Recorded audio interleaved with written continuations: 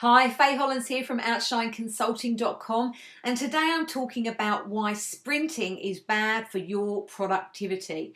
Now, I'm sure we've all experienced that surge of energy and motivation you get when you've got something interesting to do or a new goal that you're really inspired to achieve. It's a really great feeling, the energy's pumping, you've got that initial rush of adrenaline, you're really motivated to go after that goal. However, the biggest problem for most people is that it's difficult to maintain that high level of energy and motivation. So what can you do when that motivation starts to fade and you really still want to achieve that finish line and get to that end goal? Now, I used to be in the British Territorial Army when I lived in the UK, also known as the Reserve Army here in Australia. And I remember my first fitness test to actually pass and get into the Territorial Army like it was yesterday. At the time, I hated running, and you had to pass a 3-mile running test to get in.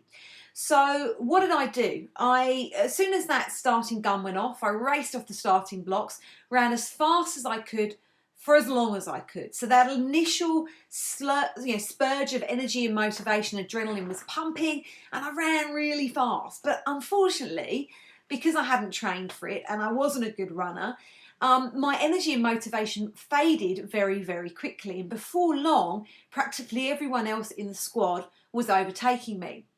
Now, I did make it to the end and I did pass the test, but honestly, only just. And I passed that finishing line like a lame horse rather than an elite athlete. But that rather painful experience for me taught me a very valuable and important lesson, which I've applied to many different areas of my personal and professional life. And that lesson is really to approach your goals and aspirations like you're training for a marathon instead of a sprint. Because that way you try and eliminate the risk of fading and losing the motivation and energy to keep continuing to the end result. So some examples of how you can put this into play. If you're looking to change career, for example, changing career can take quite a bit of time. It depends on your personal situation, but it generally doesn't just happen overnight. So it's really important that you keep up your level of interest and the activity that you do to actually achieve your career change, rather than throwing so much motivation and energy in at the start and then losing interest halfway through, because you won't actually make that career transition if you lose interest and your motivation fades. Losing weight's a really good example. A lot of people will go and do a detox or go on a fad diet, and they'll be really, really inspired by it for the first week or 2 weeks possibly.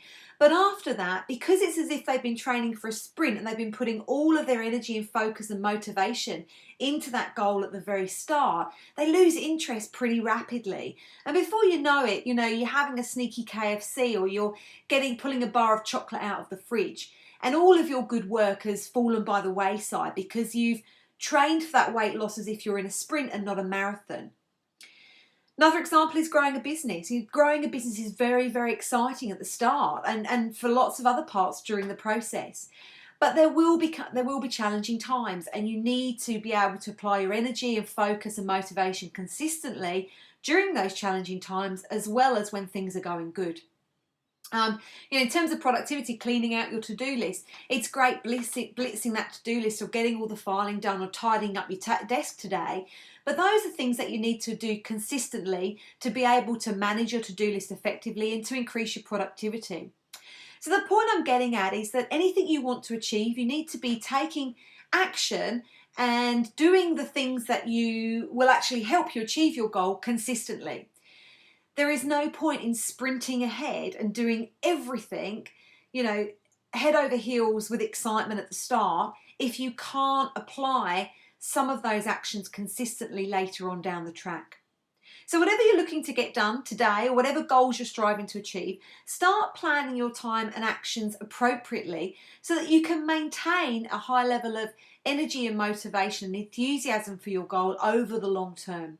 One of my favourite quotes is, "Ordinary things consistently done produce extraordinary results." And that really goes back to the training. I didn't need to be the fastest sprinter at the start of that fitness test. I needed to be applying consistent action over the course of the test to achieve some really good results. but what I actually did was sprinted at the start and just about came in over the finish line. So you don't need to set the world alight to reach your goals, and you don't need to scoot around like a Tasmanian devil to actually be productive. You need to take small steps every single day that help you move closer and closer to reaching your goals and aspirations. And when you put one foot in front of the other every single day consistently, you will eventually reach your goals. And that's a much more successful tactic to take than going for that initial sprint and then fading very, very quickly. Hope you've enjoyed today. Please let me know if you've got any questions and queries, and I look forward to talking to you again soon. Bye-bye.